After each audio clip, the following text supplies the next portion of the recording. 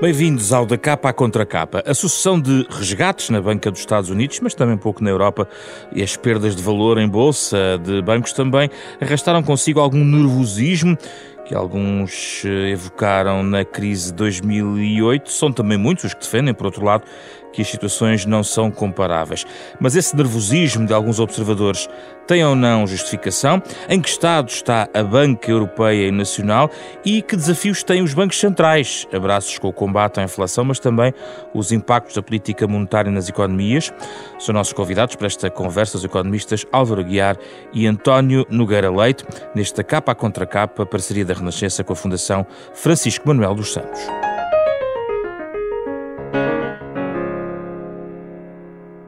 Muito obrigado pela vossa disponibilidade. Vamos começar então pela questão, vamos arrumar se calhar a questão dos bancos, António Nogueira Leite. Porquê que nos tranquiliza em relação ao não cenário de 2008, que é a sua opinião sobre isto, que nada tem a ver? A questão é de facto muito diferente. Em 2008 havia um conjunto de circunstâncias que foram irrepetíveis. Uma delas tinha a ver com o facto de haver um conjunto muito grande de instituições financeiras que detinham ativos que basicamente tinham sido originados em sociedades públicas, as famosas Fannie Mae e Freddie Mac, nos Estados Unidos, e que a partir de certa altura se percebeu que estava numa situação de grande fragilidade e que implicavam intervenção, e muitas das obrigações e outros títulos que tinham sido colocados no sistema financeiro e que depois tinham andado de banco para banco, tinham, enfim, alguns elementos de toxicidade, na medida em que, na verdade, os ativos subjacentes valiam muito menos do que aquilo que se pensava.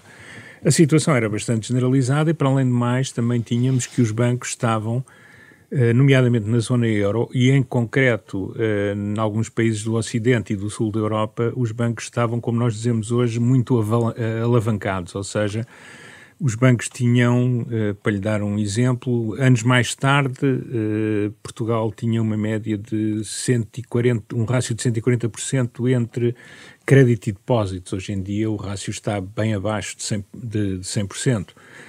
Em 2008 já não era tão elevado, mas já era muito maior do que é hoje, e estávamos numa situação de crescimento. Os bancos tinham, de facto, estavam muito expostos a financiamento para além do financiamento mais tradicional. Depois houve um banco grande, menor que o Credit Suisse, mas maior do que o SVB ou os outros bancos, o Sovereign, os outros bancos regionais americanos, que tiveram problemas, que caiu, porque não foi o primeiro, não foi o Bear Stearns, foi a Lehman Brothers. Quando a Lehman Brothers caiu, é um banco maior e era um banco que tinha operações entrecruzadas com muitos outros bancos de uma forma muito ampla, não apenas nos Estados Unidos, mas também na Europa e noutras geografias. E, portanto, havia todo um sistema que já não existe. Os bancos europeus e americanos funcionavam com uma supervisão muito menos agressiva ou intrusiva do que aquela que temos hoje.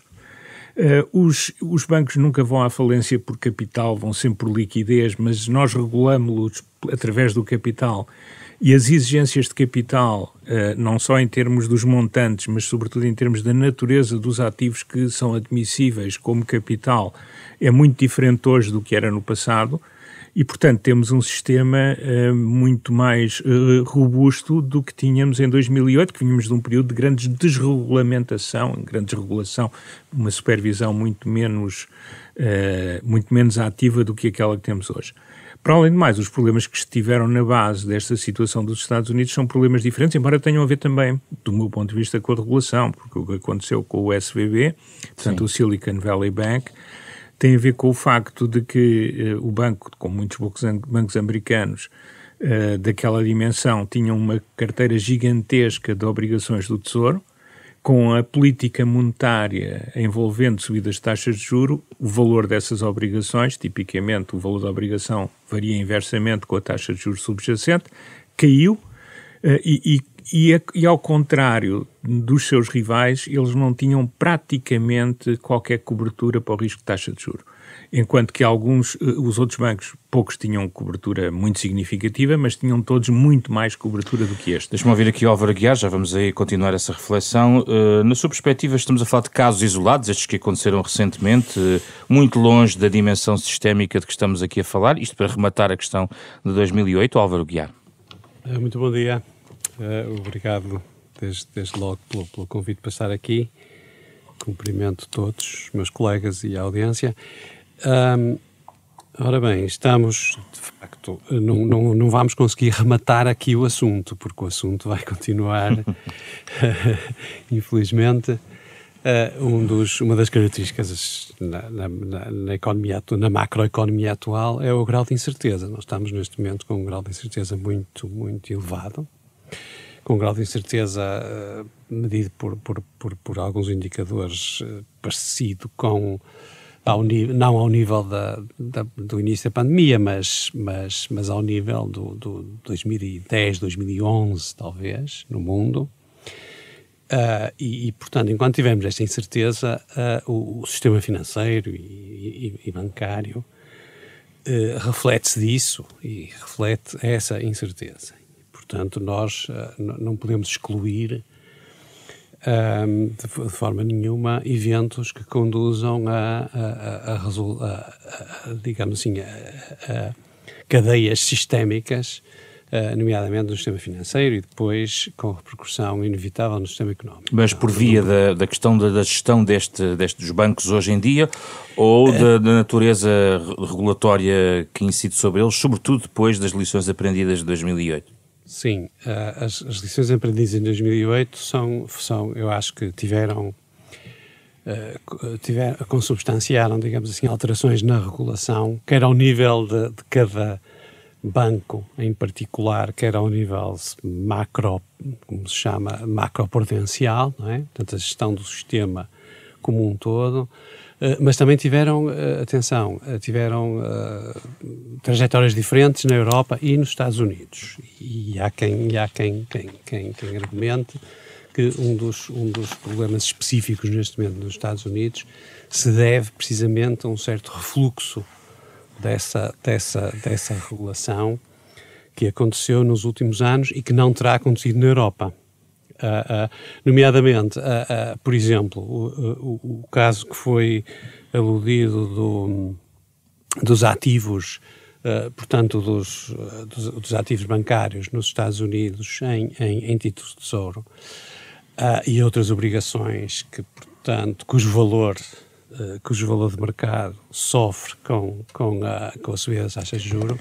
Os bancos europeus estarão muito menos expostos a isso por duas razões. Primeiro, porque no cálculo dos rácios de capital que são objeto de regulação, digamos assim, aqui na Europa o BCE tem em conta o valor de mercado e, portanto, vai olhar essas flutuações no valor de mercado por causa dos aumentos das taxas de juros, são tidos em conta no cálculo dos rácios de capital. E, por outro lado, uma das ações de gestão, digamos assim, que os bancos tomam em relação a esses ativos é segurá-los de alguma forma em termos de gestão do risco. Mas porquê é que mantém a carta da questão sistémica em cima da mesa?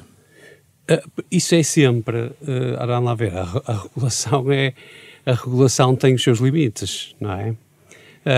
Portanto, é impossível nós estarmos a prever todas as possibilidades. Mas vê fragilidades agora mais à vista nestas últimas semanas e meses? Por exemplo, não vejo. Sinceramente, vejo algumas que, por exemplo, que resultaram da ação que foi tida com o Credit Suisse e que tem a ver com o financiamento dos bancos. Portanto, há aqui algumas repercussões no sentimento dos investidores, portanto, quem investe nos bancos, que pode ter alguns problemas de financiamento em alguns bancos, é verdade, mas parece que o contágio foi contido aqui na Europa. Nos Estados Unidos o caso pode ser diferente. Digamos que não estaria tão seguro relativamente aos Estados Unidos. Os movimentos de depósitos para fora dos bancos pequenos e médios foi muito forte nos Estados Unidos e continua. Aqui na Europa é bastante mais moderado, sem dúvida, mas ainda existe muita incerteza dos investidores nos bancos. Deixa-me só aqui ouvir António Nogueira Leite. O dominó parou no Credit Suisse, não há nada de sistémico na turbulência? Não, o sistema é por natureza sistémico e, aliás, muitos dos riscos que acontecem materializam-se exatamente por situações de natureza sistémica. O Credit Suisse não era diferente no dia em que foi intervencionado do que era um mês antes.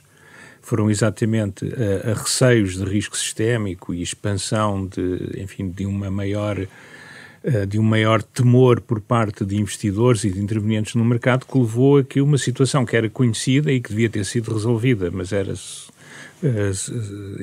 permanentemente adiada, causasse esta situação. Eu acho que a natureza é diferente e que não há, nomeadamente no caso europeu, razões significativas para achar que, a não ser que haja uma falha grande de intervenção das entidades com capacidade de o fazer, que haja aqui um risco sistémico que se vai materializar necessariamente. Mas ele pode materializar-se. Eu acho que a probabilidade neste momento não é muito grande. Se formos para os Estados Unidos, saíram do sistema bancário e continuam a sair a um ritmo que não é muito diferente daquele ritmo que nós tínhamos logo a seguir à intervenção no Sovereign e no Silicon Valley Bank.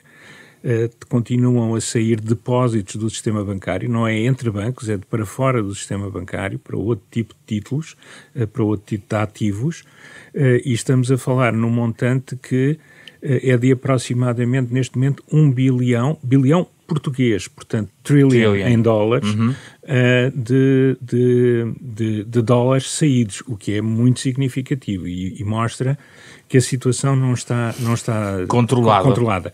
Devo dizer, como aliás disse o Álvaro Aguiar há pouco, que a regulação não é exatamente a mesma. Primeiro, em termos comportamentais, os bancos funcionaram de forma diferente. Estes bancos de dimensão intermédia foram alvo de alguma menor, incidência da regulação a partir de 2018. E por isso também, se olharmos para os bancos americanos, o seu rácio de capital regulatório é, para o conjunto do sistema, inferior ao que temos na zona euro. Se olharmos para a qualidade dos ativos que estão nesse capital regulatório, ele também é diferente entre a Europa e os Estados Unidos e é, eu diria, mais robusto no caso da União Europeia.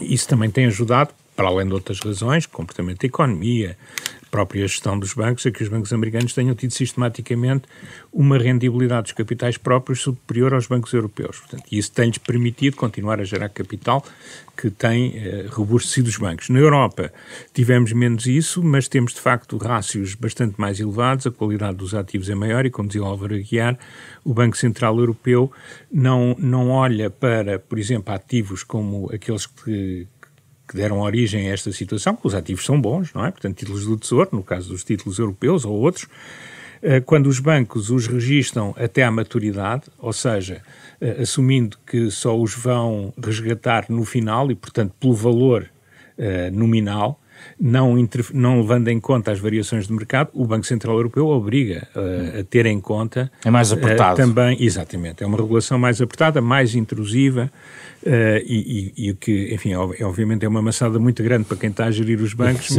mas reduz naturalmente o risco sistémico, que nunca desaparece por definição. Por isso é que temos que ter tanto cuidado com o sistema financeiro e com o sistema bancário. O que estava no fundo a dizer é que nos Estados Unidos, de facto, que eu penso que concordam aqui ambos, em relação à Europa, há de facto diferenças, o que de facto não nos salva de um movimento que venha do outro lado do Atlântico, e já vimos o que é que isso pode dar. É exatamente aqui que está também a fragilidade de todo o sistema que está construído? Claro. Também é lógico que nós temos todos os benefícios da economia global e da finança global, mas também temos os custos. Isso é inevitável. E não é só do outro lado do Atlântico. Nos mercados emergentes, nos chamados mercados emergentes, nós podemos ter daí também alguma turbulência. Depende bastante da evolução da situação económica, também geopolítica, claro, tem aqui uma incidência muito particular nos tempos recentes e futuros, mas a turbulência e depois os efeitos sistémicos podem vir de qualquer geopolítica, digamos, ou geoeconomia.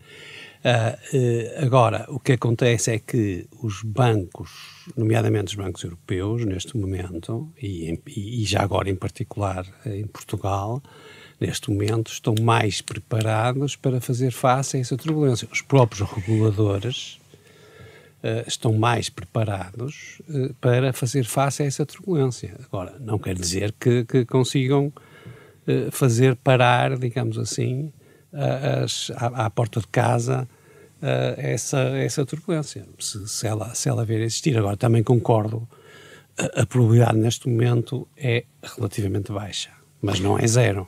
Como é que tudo isto se cruza, António Nogueira Leite, com o trabalho dos bancos centrais no controle da inflação? Porque isto está...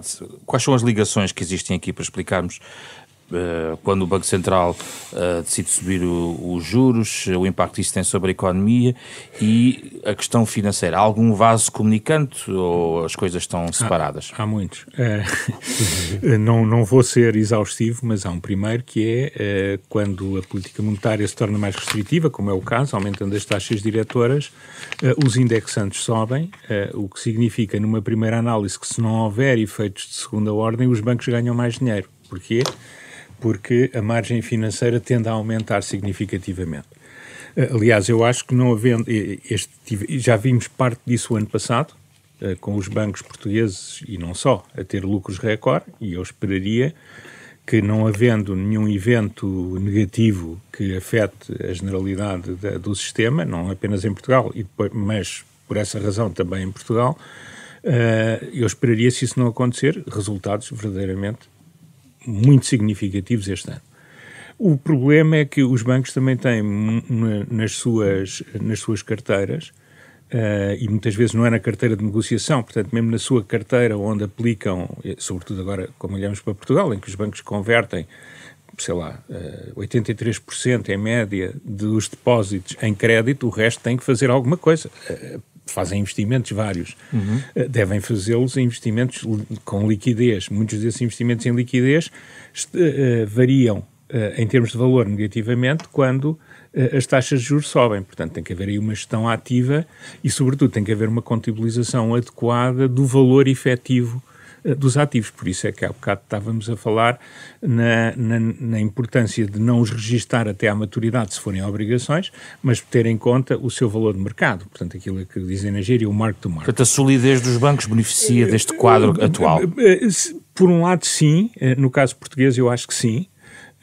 Eu acho também que esperaria que a generalidade dos bancos, pelo menos os maiores, tenham as coberturas adequadas nesses ativos onde se faz sentido tê-las. Se eu tenho aquilo registado mark-to-market, eu não preciso de estar a fazer o mesmo tipo de coberturas do que farei noutra maneira, mas eu penso que os principais bancos portugueses, digamos os 4 ou 5 maiores, pelo menos, que são aqueles que eu sigo com mais atenção, estão muitíssimo mais robustos do que estavam em 2008 e ainda mais do que estavam em 2011. Também por uma outra razão, é que o crédito dos bancos estava muito direcionado para o setor da construção e obras públicas. Esse setor parou em 2011. Desalavancou totalmente, mas o que é que aconteceu é que as empresas faliram e os créditos que eram monumentais, nomeadamente em bancos como a Caixa, ou como o Banco Espírito Santo, ou o Milénio, à promoção imobiliária, à construção, acabaram por ter uma perda de valor gigantesca, porque deixaram muitos deles de ser pagos, o serviço da dívida deixou de ser feito regularmente. Mas não houve bolha? Não, foi ao contrário, havia uma bolha que não se sentia, mas que existia e que vários de nós, eu por exemplo, chamei a atenção em devido tempo, mas que depois explodiu com a intervenção. Rebentou, digamos assim. Agora não temos nada disso, os bancos não estão expostos a nenhum setor em concreto, têm políticas de gestão de risco muito mais avançadas e em geral são geridos de uma forma mais profissional do que eram antes da crise. No caso português isso é notório. Álvaro Aguiar entra aqui na conversa em relação ao caso português, sendo que eu ainda gostaria de voltar à questão norte-americana, porque as autoridades americanas tiveram um timing, um calendário de intervenção diferente em relação ao BCE, em relação ao controle da inflação, e gostava de saber também que vasos comunicantes encontra aí, para explicarmos aqui aos nossos ouvintes. Álvaro Aguiar. Ora bem, eu resumiria os vasos comunicantes em dois: as taxas de juro em termos de custos, digamos assim, para os bancos, porque em termos de benefícios, em princípio, os bancos beneficiam do alargamento da margem, digamos assim, que o aumento das taxas de juro permite. Em termos de custo, de possíveis custos para os bancos, nós estamos a ver um dos canais, temos estado aqui a discutir, e que tem a ver com a redução dos preços de mercado dos ativos cujo preço de mercado depende da taxa de juros e, portanto, cujo preço de mercado desce quando a taxa de juros aumenta.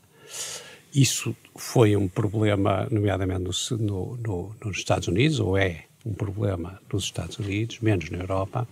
Depois há outro canal importante de custo, digamos assim, para os bancos, que é se o aumento da taxa de juro, que implica uma diminuição na procura da economia, ou pelo menos um controle na procura na economia, isso é a política monetária, não é? Aumentar a taxa de juro, controlar a procura na economia e, com isso, reduzir a taxa de inflação. É essa a ideia.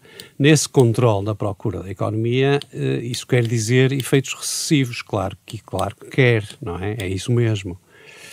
Não quer dizer uma recessão necessariamente, mas efeitos recessivos. Se esses efeitos recessivos fizerem com que muitas empresas e particulares tenham problemas em fazer face às suas obrigações perante os bancos, isso poderia provocar um aumento no crédito mal parado, no incumprimento, não é? E isso, claro, que atinge os ativos dos bancos, nomeadamente os empréstimos que os bancos têm relativamente à economia. E, portanto, se houver uma recessão causada pelo combate à inflação, se houver uma recessão forte, claro que vai aumentar o incumprimento nos bancos e isso... Mas não tenho ouvido grandes preocupações em relação ao mal parado? Não, porque houve um movimento muito grande, o António Nogueira Leite referiu aí, muito vivamente, uma grande redução do crédito mal parado na economia portuguesa, no fundo assumindo as perdas, os bancos assumindo as perdas relacionadas com o crédito mal parado, reconhecendo imparidades, etc. E um trabalho muito forte dos reguladores, a nível europeu, em particular em Portugal, de redução, eu diria, fortíssima dos rácios de mal parado, a par com as outras melhorias nos rácios bancários e na gestão do risco, já muito bem referido. Neste momento há uma política bastante mais,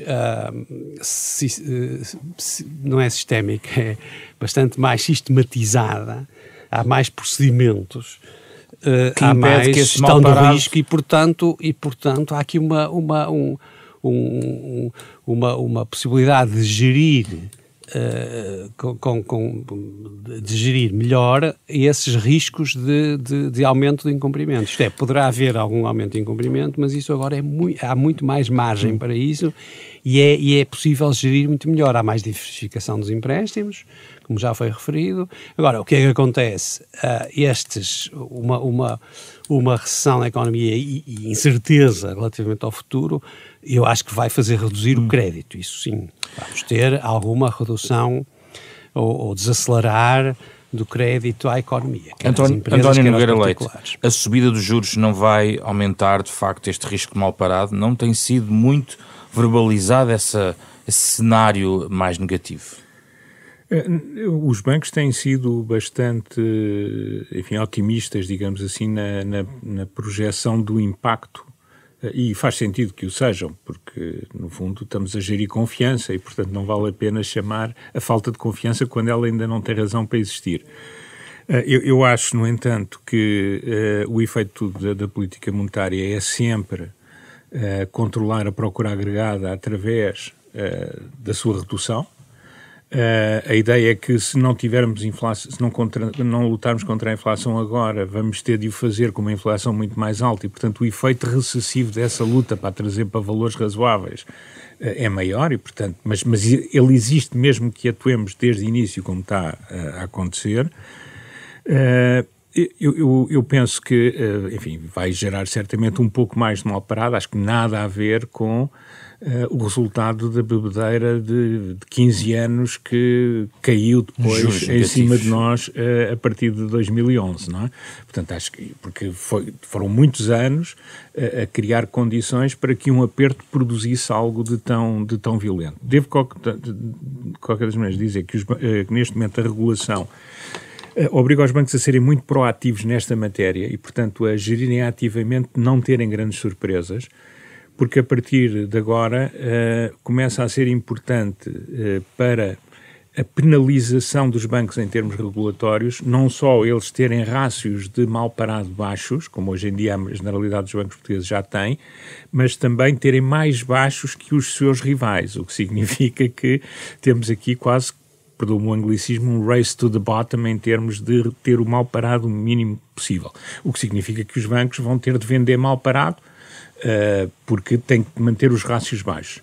Por outro lado, a regulação também está a entrar por uma nova, e já está, por uma nova área que é obrigar os bancos a identificar os empréstimos como passíveis de incumprimento, na sigla em inglês é UTP, Unlikely to Perform, e começar a dar-lhes um tratamento mais especializado antes de eles terem problemas de incumprimento relativamente ao que estava estabelecido, o que significa que a própria regulação está a obrigar, e isto é uma novidade face ao que acontecia há 2, 3, 4, 1 ano, a obrigar os bancos a atuar mais antes das coisas poderem acontecer. Portanto, isto tudo junto leva a pensar que, a não ser que haja uma catástrofe a nível internacional, nós não estejamos nem de perto nem de longe nas vésperas de viver algo parecido com o que vivemos na década passada, muito diferente disso. Quer dizer, é da atividade bancária que nem todos os empréstimos que se concedem, mesmo com a economia boa, vão funcionar. Há sempre risco, porque senão isto era um processo administrativo automático. Por isso é que o risco tem que ser avaliado, umas vezes avalia-se bem, outras vezes não se tem a capacidade de o fazer.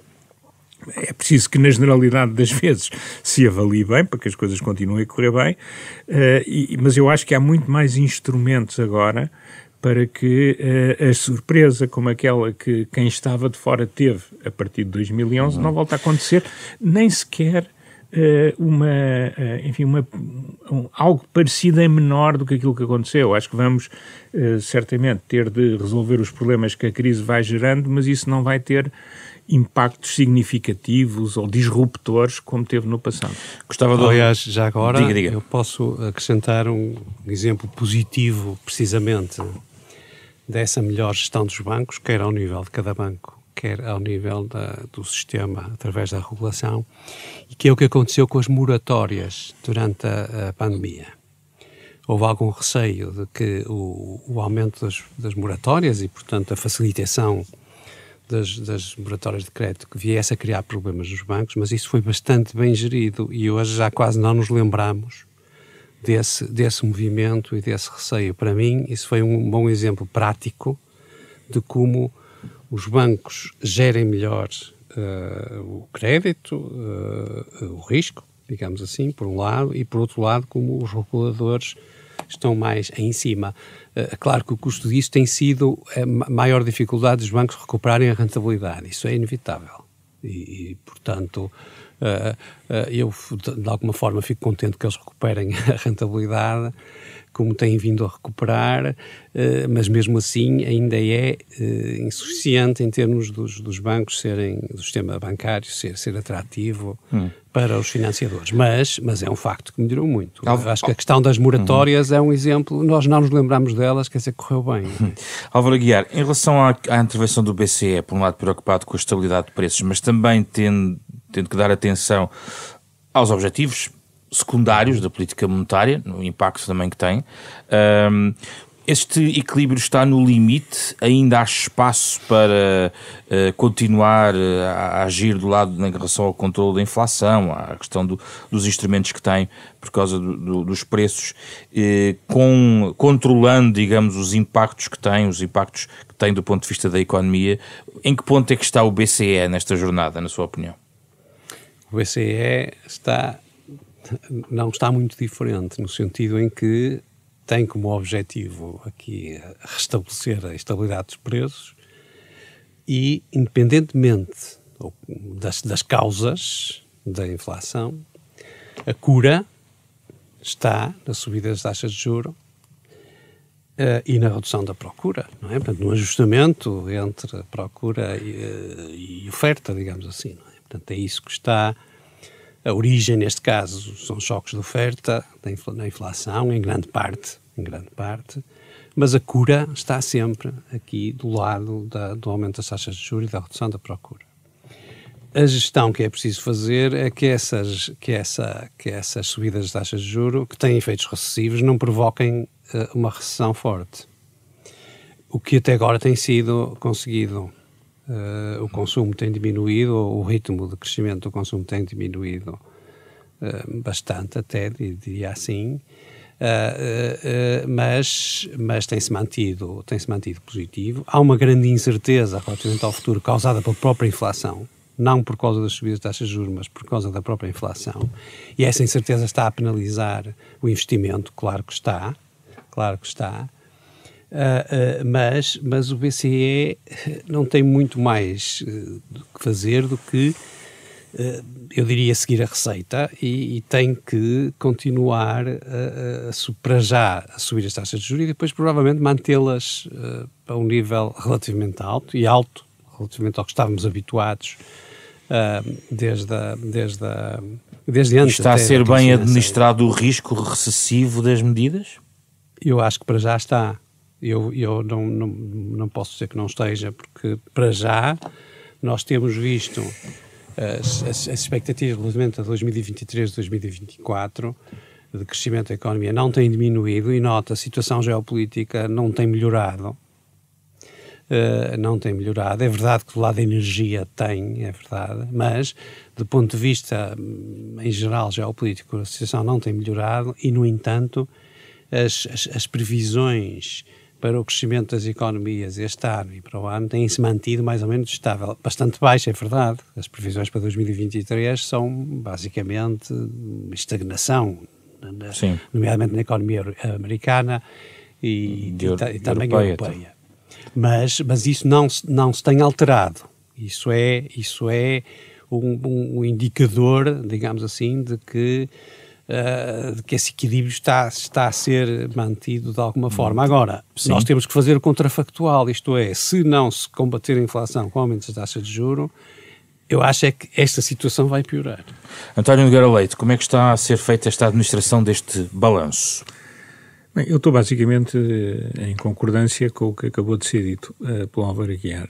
Na verdade, não nos podemos esquecer também que, fruto do processo de decisão europeu, aquilo que era o impulso para as economias saírem do choque negativo que foi a epidemia de Covid, não está a acontecer em 2020 ou eventualmente em 2021, está a acontecer de 2023 a 2026, que é o famoso plano de reconstrução e resiliência, que é claramente pró-cíclico em termos da inflação, porque nós estamos a controlar a despesa agregada da economia através das taxas de juros, portanto fazendo com que essa despesa caia, mas se desloque para baixo, mas por outro lado estamos também a estimulá-la através de uma política massiva de investimento público que nós vemos em Portugal, que não existiria se não houvesse o PRR. Que aliás até está a substituir-se a investimento que deveríamos ter feito e não fizemos no passado. Portanto, mas o impacto macroeconómico está-se a desenrolar agora. Portanto, se nós não tivéssemos uma política monetária restritiva, e porque a nossa inflação, e esta é a minha avaliação já há bastante tempo, há mais do que o início do ano passado, tem uma componente importante do lado da procura e não é apenas uma inflação derivada da guerra e dos problemas logísticos da saída do Covid e depois da questão dos problemas relacionados com a guerra, mas tem uma componente, digamos, permanente que tem que ser resolvida, estrutural, que tem que ser resolvida.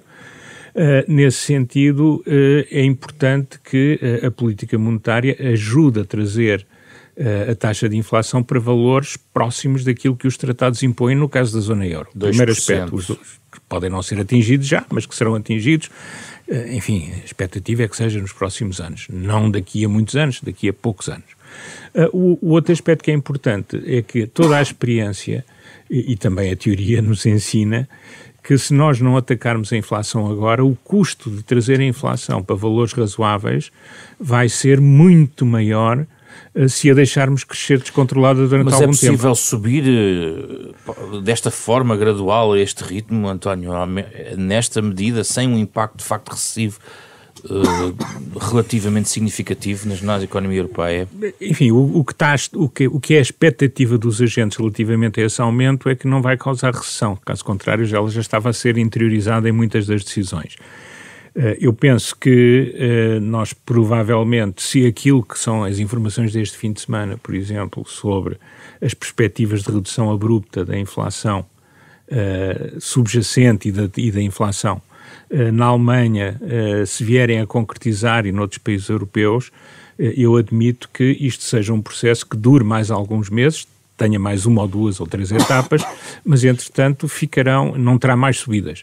Não nos podemos esquecer também que numa perspectiva, e não é preciso ser uma perspectiva histórica longa, com exceção do período que precedeu esta intervenção, que foi um período de expansão monetária gigantesca, com as taxas de juros muito baixas e o quantitative easing, que durante anos e anos foi levado a cabo primeiro pelo FED, depois pelo BCE, mais o Banco Central do Japão e uma série de outros bancos, o que nós temos neste momento são taxas de juros normais.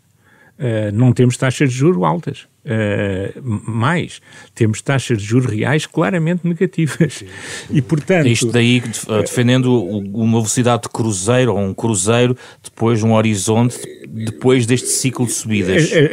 As taxas não vão baixar, na minha expectativa, para o valor a que estavam antes de começar, porque elas estavam em valores anormalmente baixos e, na minha perspectiva, ajudaram a se criar, com um conjunto de outras circunstâncias concomitantes, a necessidade de tratar da questão da inflação. É que nós, de facto, tivemos uma política monetária extraordinariamente expansionista durante muito tempo e isso não pode deixar de ser inócuo, não é totalmente neutro.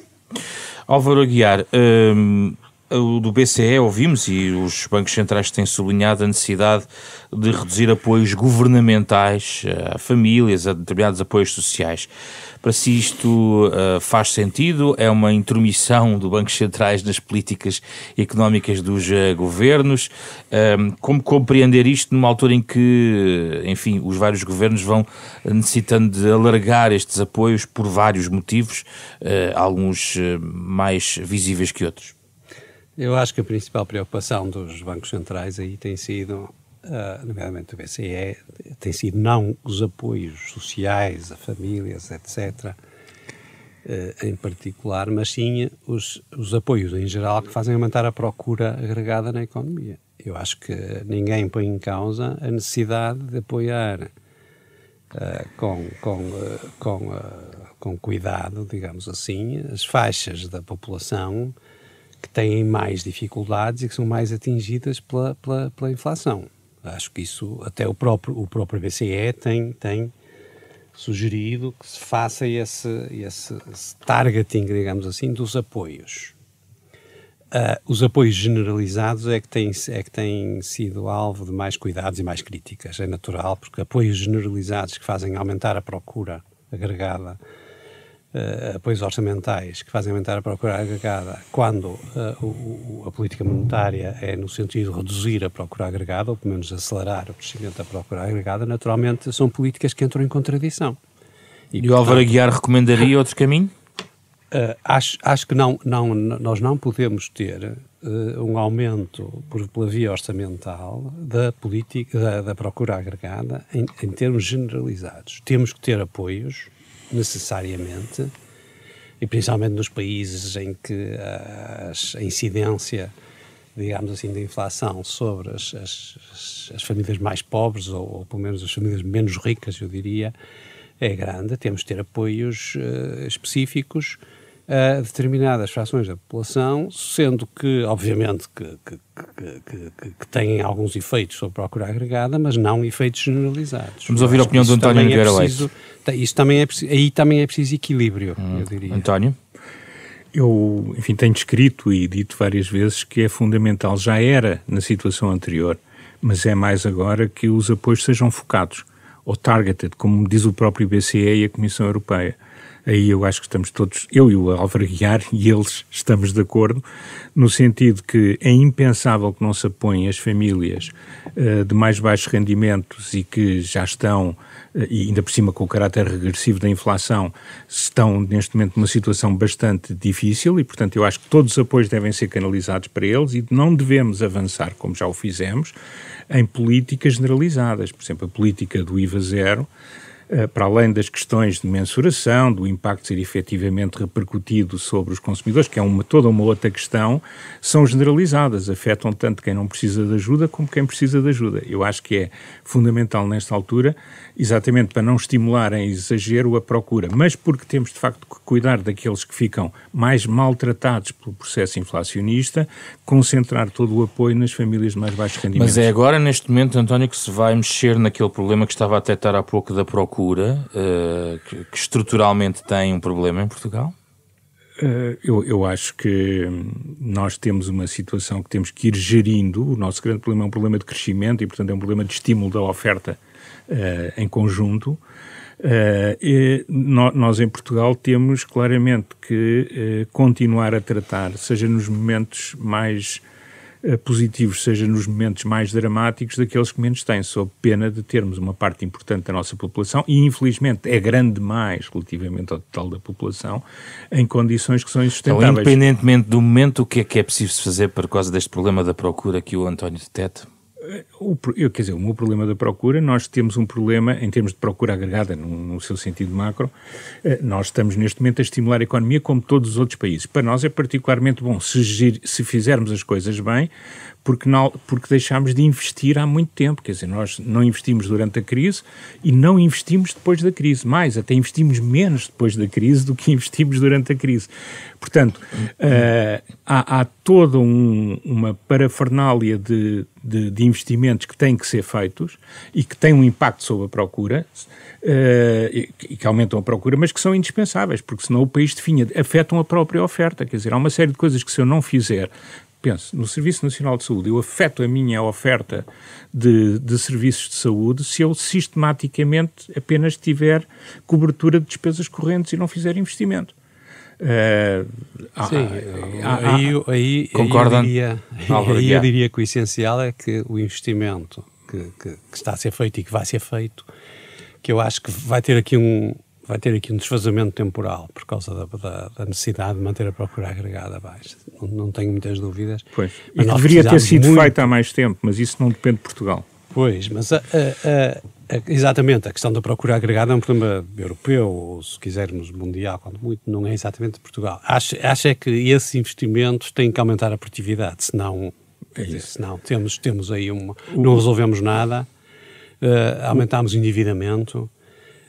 Álvaro, por isso é que eu dizia que tem impacto sobre a oferta. Quer dizer, temos que ter a certeza que tem impacto sobre a oferta e que não seja apenas despesa. É isso, exatamente. Isso sem dúvida nenhuma. Agora, precisamos muito de investimento. Aliás, um dos problemas desta incerteza, que também se reflete no sistema financeiro e provavelmente vai fazer diminuir o crédito, é precisamente o crédito à inovação, o crédito relacionado com a transição climática, com a transição digital, etc., vai sofrer com esta incerteza que está gerada. Isso, para mim, é uma das razões porque nós devemos tentar resolver a questão da inflação o mais depressa possível, para reduzir a incerteza e para retomar os investimentos, nomeadamente nessas áreas, mas em geral, não é? E em particular em muitas, em Portugal, em muitas áreas, nomeadamente serviços públicos, como agora como o António referiu agora com a saúde.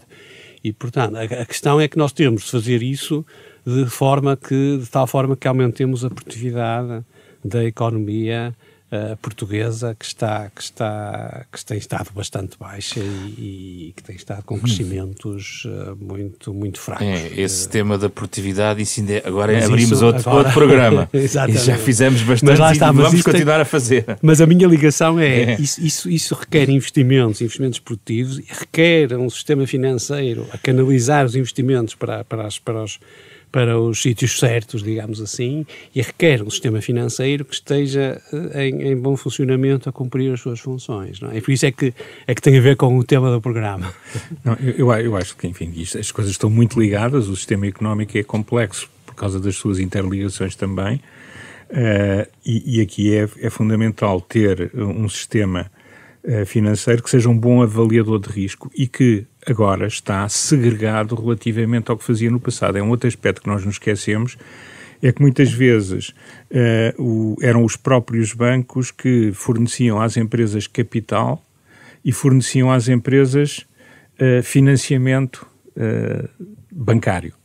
Ora, isso gera um problema, claro, de conflito de interesses e de gestão mais complexa do risco do que aquela que nós temos hoje. Nós hoje temos entidades que fornecem capital, o Estado, porque o mercado em Portugal é muito limitado e há pouca poupança, ela é pouco canalizada para isso, está a tentar, através do Banco de Fomento e do financiamento dos fundos de capital de risco e outros, suprir essa falha de mercado que nós temos em Portugal. Logo vemos se ela vai ser bem ou mal sofrida, mas está a tentar fazer aquilo que se esperaria que pudesse ser uma opção legítima de política económica, e os bancos estão concentrados, avaliando o risco com rigor no financiamento, portanto, as suas operações passivas sejam verdadeiramente as suas operações ativas sejam verdadeiramente operações passivas das empresas, não confundir vários chapéus. Isso também é positivo para que o processo de afetação de capital em função do risco na economia seja mais eficiente que no passado. Mas lá está, temos que fazer bem as coisas e o track record não é famoso. Álvaro Aguiar, António Nogueira Leite, obrigado pela vossa presença no Da Capa à Contra Capa, programa da Renascença em parceria com a Fundação Francisco Manuel dos Santos. A versão integral desta conversa está em podcast nas plataformas digitais habituais, nos sites da Fundação Francisco Manuel dos Santos e da Renascença. Este programa tem genérico original do pianista Mário Lajinha. Fizeram o programa esta semana Rui Glória, André Peralta, Ana Marta Domingos e José Pedro Frazão. Na próxima semana voltamos para debater outro tema da atualidade.